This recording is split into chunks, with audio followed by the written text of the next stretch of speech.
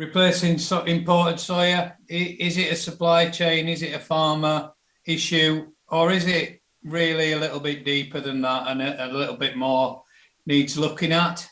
So what I'm going to try and work through, a little bit of background, a brief description, what the options are, where we can make them fit. The numbers, I think the numbers, the stats and the figures are really important to us, and I want to drill into those a little bit deeper. Try and sum it up in a conclusion and then any questions.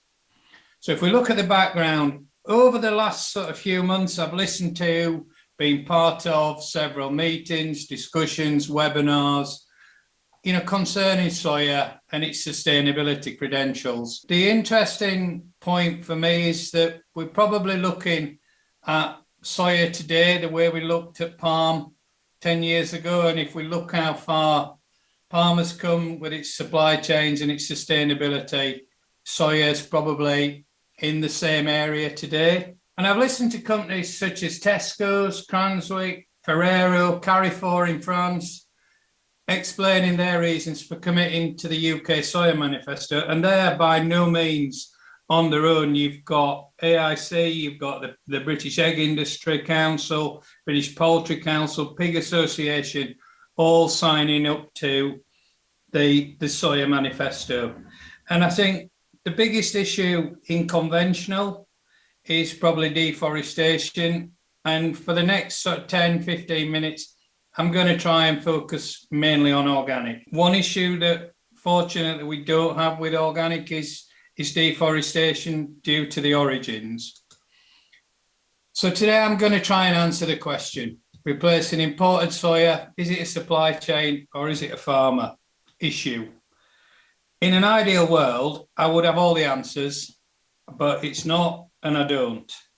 What I do know is it's neither one nor the other, but both, with a few complications thrown in there just for good measure. So what are our options?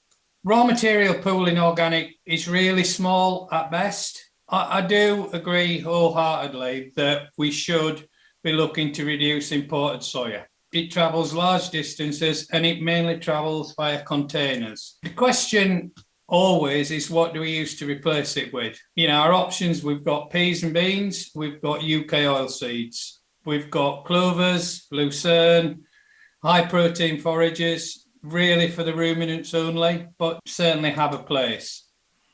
We've got mid-range proteins, but again, are imported, lucerne and palm kernel. Again, we'll touch on those in a little bit more detail later. We've got insect protein. We've got essential oils. But what I really want to do before we touch on all of those is have a real good look at the numbers. The big three for me are soya. We import roughly 60,000 tonnes of organic soya. 35,000 of that goes into monogastrics, into pig and poultry. 25,000 goes into the ruminant sector. We import 20,000 tonnes of organic sunflower expellers, 50-50 split between monogastrics again and ruminants. And we bring in about 5,000 metric tonnes of rape expeller. That tonnage all ends up in the ruminant sector. And if we look at it in terms of percentages, sunflowers 23%, rape 6%, soya is 71% of our imported proteins.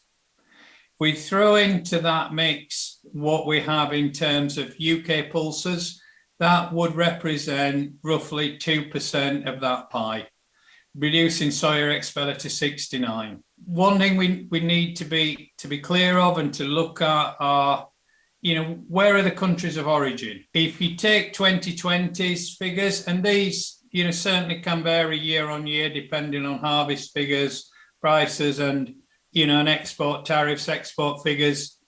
But if you look at 2020, over 70% of the soya came in from India, nearly a quarter of it from China. If we look at sunflowers, roughly a 50-50 split between China and the rest of the world, and the rest of the world really being Eastern Europe. And rape meal is roughly a 50-50 split between China and India. What's really important is when we look at replacing soya, we need to look at it on a units of protein basis. What is the units of protein we need to replace it? So if we take that initial 60,000 tonnes, we replaced it with sunflowers, we'd need to import 82,500 tonnes to get the same usable units of protein. If we took rape, we'd be looking 76,000 tonnes. If we actually looked at the UK pulses, it'd be 121,000 tonnes on a unit for unit basis. And there is an argument that we should always calculate on this. What does that mean in terms of imports? Well, if we use sunflowers, that's an extra 1,125 containers. If we used rape to replace that 60,000 tonnes, that's an extra 666 containers. The really important thing for me is that if we replace soya with rape and sons, they both originate from the same sources. So what is the reason to replace soya with either sunflowers or rape? And what are the downsides of it? We've got to consider the availability. Could we find another 22,500 tonnes of sunflowers or another 37.5%? That's the numbers that we're really looking at. Can we find another 22.5% of rape? We need to look at the quality. Can we get the same quality, the same results from sons, from rape that we can from soya? And we have to look at the feed rates. We have to look how much of individual products that we can squeeze into the diets, whether they're TMRs, whether they're compound feeds, whether they're blends. How do we get the feed rates in there? And the supply chain issues we've touched on with the extra containers in a shipping world where we are at the moment ultimately impacts the carbon footprint. There will be a report published later this month by Organic Arable detailing carbon footprints. I'm really looking forward to sort of seeing what that brings forward and how it can be used across the whole range. I want to touch now a little bit on the UK peas and beans data. In 2020, the DEFRA figure for peas and beans and oilseeds within the UK showed a total of 600 hectares, 1,482 acres.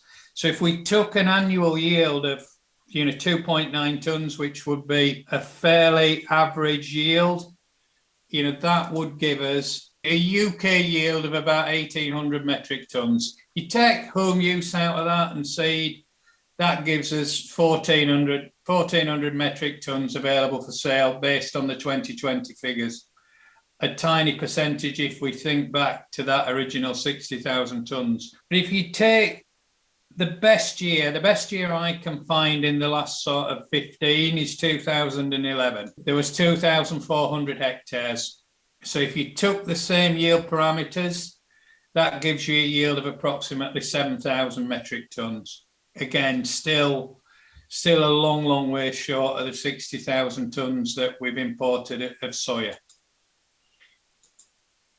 So how many hectares do we need to grow to replace that soya expeller? Just purely on a tonnage basis, 21,000 hectares. But if you based it on protein, and beans being around that 21 to 24 protein, so 22 as an average, we actually need 42,000 hectares. The total organic arable area for the UK is only circa 40,000 hectares. So the two numbers are not going to fit into each other. So there's an awful lot of work to do in terms of getting that 2% up to 5%, up to 7%, up to 10%. And those numbers, I need to credit Organic Arable and DEFRA for the figures there. So, we'll just thank Andrew Trump for supplying me with those from Organic Arable. So what are the other options? You have high protein forages for the ruminant sector. So we've got lucernes, we've got clovers, we've got high protein forages. They certainly can aid reduced bought-in protein. If you work on the mantra, the more milk, more meat you can make from within the farm boundary, it's going to impact the bottom line for sure. There's always limitations, rainfall, area of the UK, acreage available, you're certainly not going to be growing lucerne in certain parts of Cumbria and Scotland. Some other crops will struggle in those areas as well. So we have to take that into account. What are our other options? Mid-range proteins, insect protein, essential oils. The mid-range proteins are really interesting. Lucerne, palm kernel. They've all got their own specific characteristics and all fit into diets at some point and can bring their own benefits over and above just being a protein source. You know, particularly palm kernel can be used to improve milk solids at certain times of year. Lucerne can be used to stretch foragers as well as a protein source. As well as their benefits, they certainly have their limitations in the diets. Insect, for me, a really interesting question. Are we there yet? Is it further down the track? I think if all the indicators are correct, then it is going to definitely be part of the solution going forward. But how far forward really remains to be seen. Are we comfortable with the regulation behind it? Are we comfortable that insect protein is safe? You know, where are we? How far? I think long term it is part of our future. Essential oils. I'm not going to get into the debate around harvesting microbial protein. That's a whole nother story. There are certainly good reports out there with different essential oils that have got a positive effect on reducing protein in diets. You know, and other spin-off benefits by being able to do that, such as improved fertility, better milk quality, lower milk ureas. I spotted this quote a few weeks ago, and it sort of really brought certain bits of this presentation home to me. So I want to just take a minute to look at it. Social media makes a complicated subject really simple. And I think answering this question, we're possibly trying to make a really complicated subject and give it a simple answer that we just remove soya or we reduce soya. We're certainly not seeing it in conventional, and I think we have to be very careful of removing it, you know, certainly from the organic sector. And we have to take into account all the bits and pieces of the chain. So how does removing soya affect the farmers and the smallholders? We also have to remember, is soya expeller fed to livestock a byproduct, or is it a product in its own right? The demand is driven for me by oil. Soya expeller, we are part of the whole chain, and it is a byproduct for me. But we've also got to take into account, by removing it, what it does, removing essential amino acids. The pig and poultry industry, or certainly poultry, not my skill set, but I know that diets are formulated on lysine and methionine. Where do we replace that from in terms of how does it affect animal performance and animal welfare? So time for some answers. Is it possible to replace soya expeller? Definitely yes, but, and there's always a but, who influences the answer? Farmers, for sure. They definitely have a choice whether it goes into the diets or doesn't. The supply chain, the shippers, the traders, they need to guarantee that supplies are from sustainable, ethical sources. The certifiers definitely have got a part to play in this. We need more data, we need acreages, we need new conversions that are coming in there so that we can link livestock farmers with arable growers. And I think that is certainly part of the solution going forward. The compounders, the processors, the seed producers. The seed producers need the data from the certifiers. The compounders need the shippers and the traders to do their bit. The processors need to ensure that milk and meat and prices is a fair price throughout the chain. And the consumer is the one who drives the change. But we have to see a change in mindset so that we move away from being a price-driven consumer to being, you know, quality and an ethical-driven consumer. So to conclude it all, whose issue is it? Is it a supply chain or is it a farmer issue? it's all our issues, in my opinion. One thing I think we have to be careful what we wish for is just remember, let's not throw the baby out with the bathwater. Thank you.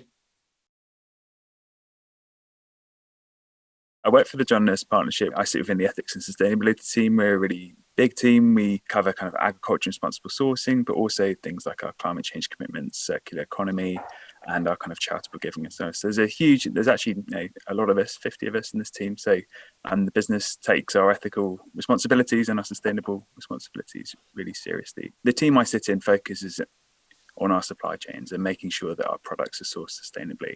And my role specifically focus on our feed products. So I spend a lot of time working with commercial teams in Waitrose on sourcing our products and working with our kind of Waitrose farming partnership groups and suppliers as well, speaking to them about how our products are made and what goes in them.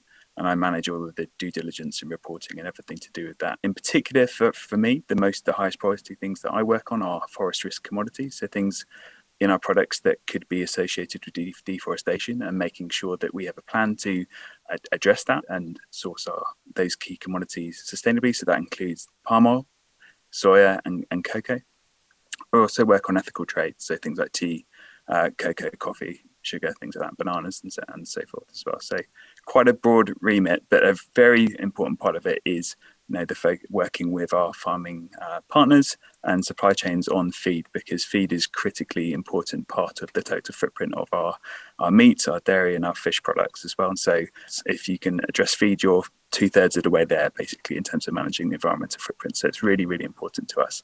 So within feed, soy in particular is the most important ingredient. It's our most significant forest risk ingredient. So we have about 58,000 tonnes a year as our total footprint. And 99% of that comes from animal feed, and to about 20% of that is organic. And we have commitments on net zero agriculture in our UK supply chain, and soy is crucial to that. We know that our customers, and we know that our partners, the partners who work for the business, really care about climate change. They care about deforestation. They care about biodiversity loss, and so soy is the crux for all of those things. So just to emphasise that that's really important.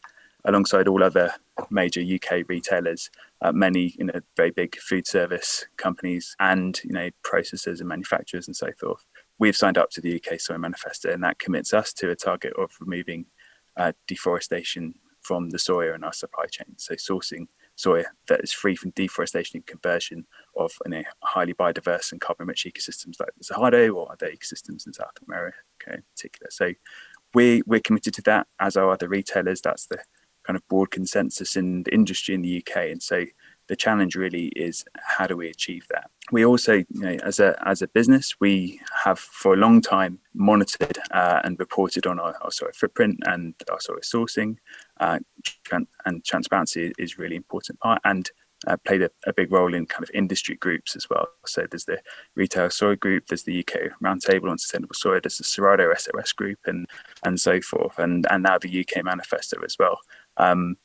We recognise that these sustainability challenges are common across the whole industry, and we have to, if we're going to solve them, we have to work together, and we have to coordinate on our activities and what we're asking and our plans, so that we can, and that's going to be the most efficient, the most impactful, and most ultimately the most cost-effective way to do it as well. So that's our approach. So when it comes to sourcing deforestation and conversion-free soya, I think it's important to give a kind of retailer perspective on this. So we, as a business, we're committed to doing it, but it's also really important to our customers. And as a business, at the end of the supply chain, we need to be able to communicate to our customers and to our stakeholders, whether that's NGOs or whether that's government as part of the due diligence legislation and so forth, the way we are sourcing. And we also really need to be able to back that up. It's important that we can prove it. Every year we report on our footprint and our standards, and we make that information public. That might become statutory as well. Not only do we need to do that, but we also need to make sure that all the evidence is in place for us to be able to say, we can prove this to anyone who asks, to the organisations that assure us, and so forth. So supply chain data is really, really important. And that's one of the biggest challenges from a retailer who's at the far end of the supply chain, is having all of that, collecting and having all information, so we can make clear claims to our customers and our stakeholders. For soy and sourcing sustainably, that's a big part of it. And why is that important? Part of it is that the risk associated with soya varies quite a lot geographically, is one aspect of it. So obviously the highest risk for soya in terms of deforestation and land clearances in South America, and in particular regions of South America like the Gran Chaco and the Cerrado and the legal Amazon, less so, but and now increasingly in other places like Bolivia as well. So that traceability back to origin is really, really important to understand risk and to be able to communicate risk and to be able to prioritize as well. So for us, that's really important. That traceability and transparency is our highest priority over everything, because that gives us the information we need to take action. Beyond that, it's really important if we're going to, on our pathway to deforestation and conversion-free soil, we know that, we need to work together as an industry to achieve that. But you have two broad categories of things you can do. One is to source soya sustainably, and the other is to substitute soya, as a lot of the discussion today is focused on. I spend a lot of time working with all sorts of different protein supply chains, from ruminants to monogastrics to agriculture supply chains, and every supply chain and the structure of every supply chain, and indeed organic supply chains versus non-organic, is very, very different. So in every individual sector and every supply chain, the solution is going to be slightly different, or the best option is going to be slightly different. And so that's the kind of approach we're taking, is we know what the goal is and we know when we need to get there, but we're going to have to, on a kind of case-by-case basis with our supply chains, work out what's the best way to do this. And is it best to do it individually in that supply chain, or is it best to do it collectively as an industry?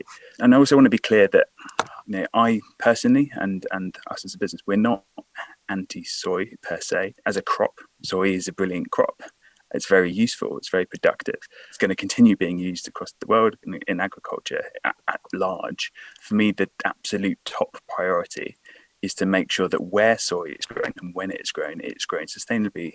And rather than expanding onto more land to increase production, there's more intensification, or at least increasing productivity rather than expanding the land footprint. And so and then using our demand and aggregating our demand with other retailers and other businesses to help send that signal and drive that change in the wider industry. We can't do that alone, but that's one of the things we do to contribute to it. And to demand that in our own supply chains is one of the things we do. It's also important that there are opportunities to substitute soya as well. And so where that can reduce total aggregate demand for soya globally, or it can reduce demand for land in very sensitive regions like the Cerrado, then that is also a really good thing. But the key is identifying where that's the case and where it can really have a significant beneficial impact. And there are opportunities really for innovation and research development to help achieve that. And so we're very supportive of that, and we're involved in our supply chains in a number of projects focused on different innovative feed ingredients that could be used as alternative proteins. And I'll talk about those in a second. So for me, where soy removal or substitution makes sense is we need to make sure, first of all, that animal welfare is maintained. For us as a business, that's an absolute top priority, and it's really important to our customers as well. So, understanding the impact of nutritional changes on the animals in our supply chains is a real priority for us. And it also needs to be technically and commercially viable. That is a huge part of the challenge. So, productivity, if there are productivity impacts, those impacts do have a real cost, and that can be a challenge. And productivity impacts can have costs not just financially, but also in terms of environmental impacts as well. Less efficient production can increase impacts, and sometimes that is definitely worth it, and sometimes it isn't. But we need to think about everything in the whole to understand those different impacts. People do need to pay for higher quality, more sustainable products. It's important that happens for everyone in the supply chain. We have value realized from doing the right thing. And so communicate is really important. And finally, the evidence the evidence piece is important about, is this net beneficial for the environment? Not just on a specific farm, whether that farm's environmental impact is lower, but is this net beneficial for the world? Is this reducing global demand for land? That is important to understand the total environmental benefit of different interventions that can be made, or different uses of feeds. A lot of this is still being worked out. There's a lot of innovation going on. It's quite exciting. There's all sorts of different potential opportunities to do this. We're very supportive of that. In the past, we've worked with our ruminant supply chains on kind of sustainable forage protein, so introducing high protein forage seed mixes to reduce the need for soy and other proteins. And that was successful, and was part of a kind of collaboration with universities to be able to document the reduced need for protein inputs, the reduced cost, and the environmental benefits of that. So that was a great project. In some of our supply chains, they've reduced soy very significantly through using rape and other options. But also in some supply chains, synthetic amino acids. I know that I'm not pretty sure for organic that might not be an option, but reducing total protein that way in those supply chains is. And that's a good thing because there's a net decrease in demand for land and other environmental impacts just because you're balancing out those amino acids. And we have projects on algae and a range of different single-celled organisms and on insects as well in our supply chains as well. I agree. The trial results I've seen on insects is that nutritionally and technically they work, though there's still more research to be done on those. Obviously, the cost is extremely high currently. You're talking more than 10x maybe on a like-for-like basis in terms of protein. And that will need to come down really for them to be scaled to a significant enough level to have a really big impact on soy imports and things like that. But I kind of view them a bit like wind turbines were 20 years ago. It's an important technology that has a lot of potential, and how do we get these things down the cost curve so they can get to a big enough scale to really make a difference? So I view, I think, the focus of this discussion is really interesting and exciting. It's one of the potential ways that we can find alternatives and reduce total impact. But I would also say that it's really important that we do the research and the monitoring and evaluation to really understand the benefits and to be able to communicate those benefits as well to customers and other people. Okay, good evening, everyone. My name is Mike Mallet. I'm the manager at Maple Farm Kelsale. Maple Farm is located in Suffolk, near the coast. 350 acres, all organic, mostly arable, along with a 3,000 hen layer operation, producing the Maple Farm brand eggs. We also produce fruit and vegetables, have a farm shop and a flour mill thrown in for good measure. Okay, now I started at Maple Farm 9 years ago, and running a layer operation was totally new to me. My background is more fruit and veg. The farm has a flour mill, and the layer operation had been started sometime before my arrival as a way of utilising the middlings and the bran from the flour mill as feed. The farm produced its own feed using this mill waste, along with grain and peas grown on the farm and supplemented with bought-in protein feeds. We have a registered feed mill, and these days have a roller, hammer and a plate mill to get everything to the hen's liking. When I started, in my naivety, I thought it was normal for poultry producers to mill and mix their own feed, not realising for some time that we were very much the exception to the norm, and most egg producers just bought in their feed.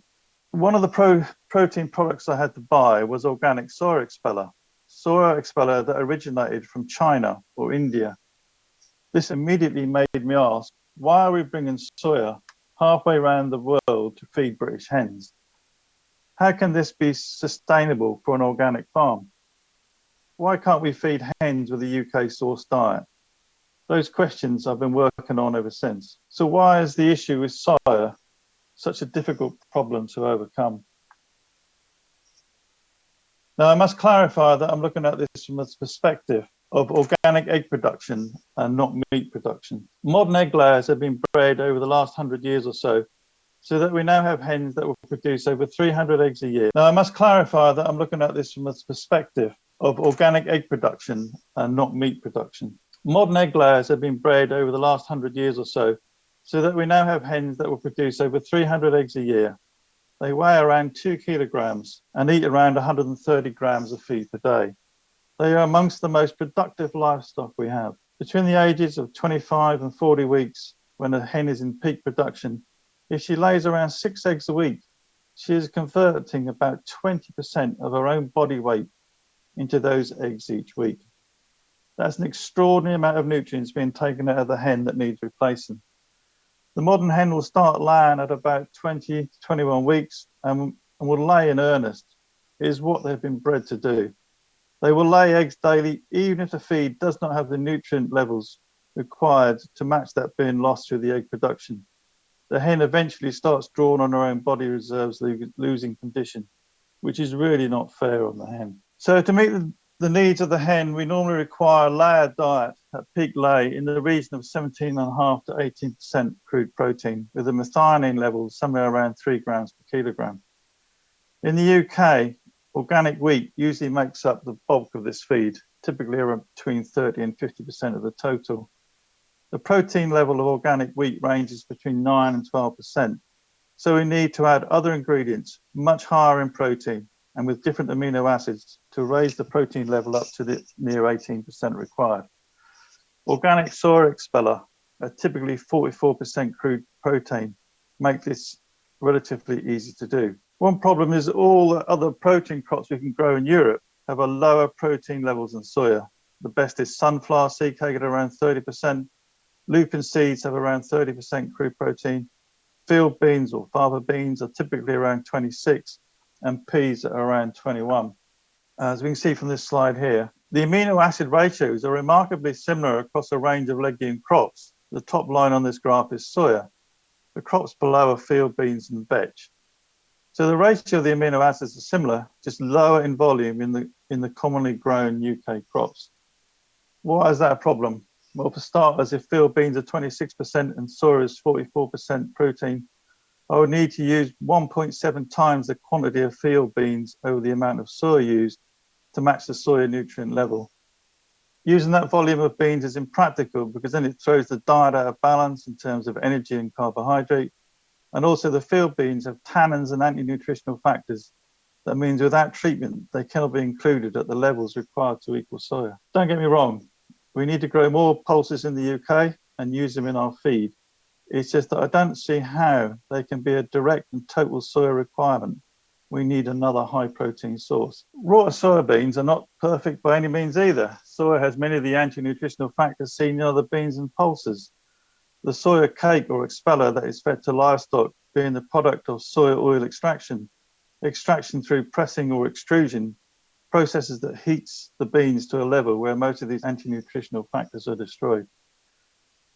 So I thought, well, what did we use before soya? Soya has only been used as a principal protein source in animal feed since the 1970s after all. This next slide shows a page from the 1950 Farmer and Stock Breeders Yearbook. And this page gives the recommended poultry rations. The principal protein ingredients are pea or bean meal and brewer's grains. Ingredients with the highest protein content is fish meal and meat and bone meal. The fish meal is included at 10% of the ration, which you would think would taint the flavour of the eggs. In the 1950s, the UK fishing industry was much larger than it is today, and fish meal was relatively cheap. By the late 1960s, the fishing industry was in serious decline as the fish stocks were overexploited. The use of fish meal and meat and bone meal was also stopped in ruminant feeds after BSE disease outbreaks, leaving shipped-in soya to become the protein of choice. Now, 50 years on, the world's ever-increasing desire for soy protein means in South America they are tearing down rainforests to create more space for more crop production. How mad is that? And all in the pursuit of cheap protein. Now, we grow vetch as a green manure, and for us, it has become the best and most consistent nitrogen-fixing legume to grow. It also yields well when we harvest the seed, not as good as field beans, but better and more consistent than peas, and fixes far more nitrogen than peas and beans for the following crop. It is also excellent when grown as a mixed crop or intercrop, especially with oats. Of course, this led me to think whether we could use the vetch seeds as a protein feed for poultry. As we saw on the earlier slide, vetch has a similar amino acid profile and crude protein level at 26% to field beans. However, it's not that simple. It has all the tannins and trypsin inhibitor activity of beans, but with an added toxin, Y-glutamyl B-cyanoalanine, to contend with. Y-glutamyl B-cyanoalanine inhibits the uptake of methionine, which regulates the frequency of egg laying size. In 2018, I became involved in the OK Net Ecofeed project, which was a chance to test whether germination of sprouting could reduce the toxins within the vetch to the point where it could be safely used as a poultry feed. Germination had the benefit for me that in the resulting sprouted grains could be used as a forage, especially in winter, or when the birds are housed because of bird flu restrictions. I also like the idea of sprouting because it's a process that can be done on farm and at the cost of heating or roasting equipment.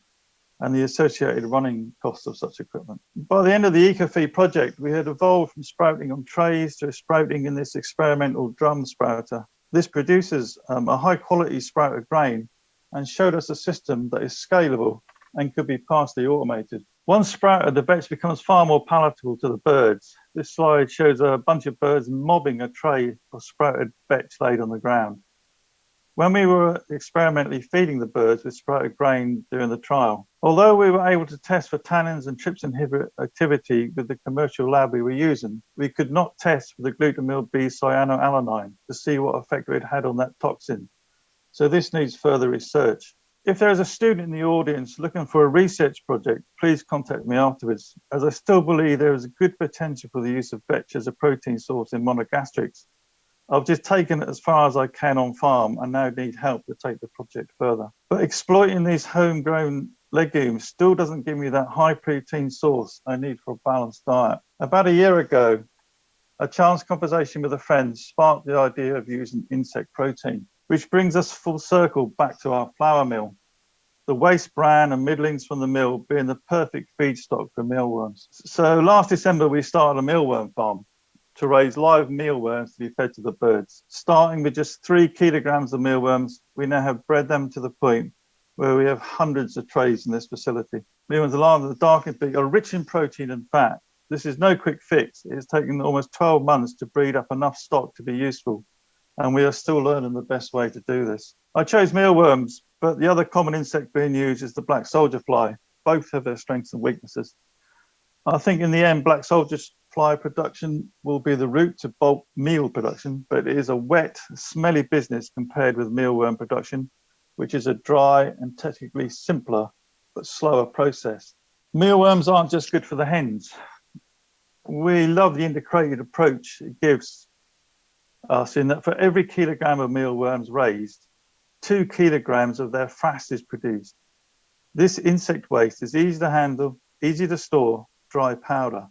That is perfect natural fertilizer for feeding the soil in the horticultural unit, and it is proving an absolute game changer in the quantity and quality of fruit and vegetables being produced. So the situation now is that I'm working on 3 elements that will allow us to be fully soya free. The first element will be using a hen that best suits the system. For me, the ultimate bird is a bird that weighs about 2.5 kilos, eats about 140 grams of feed per day, and thrives with a protein level of about 16%, and still lays in the region of about 260 eggs a year. I cannot help but feel we have with layers created this vicious cycle where we have hens pre-programmed to lay so many eggs that we have no choice but to feed them a high protein diet. What would happen if we de-stress the system and use the hens that we knew would lay fewer eggs from the outset, but thrive on lower protein feed?